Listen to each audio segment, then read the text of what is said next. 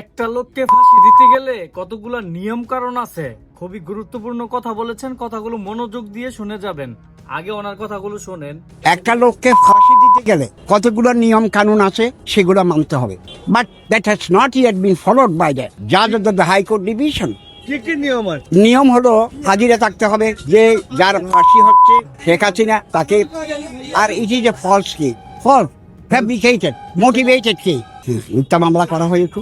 এবং কতটুকু কার্যকরী হবে জানি না, তবে যদি উনি আপিল করে, একবার বলেছি আপনাদেরকে, আপিল করলে ওনাকে যেতেই হবে, 1 মাসের মধ্যে ওনাকে ওখানে প্রেজেন্ট থাকতে হবে, না হলে ওইটা কার্যকরী হবে, ওনাকে জানানো হবে এমবেসির মাধ্যমে।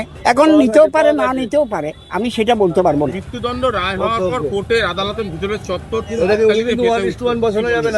হাততালিতে যদি ফেটে উঠে, তাহলে নিশ্চয়ই মনে করতে পারেন যার বিপক্ষে রায় হয়েছে ওনার বিরোধী দলের লোকগুলো ওখানে আছে, ওনার বিরোধী দলের লোকগুলো এখানে থাকতে পারে।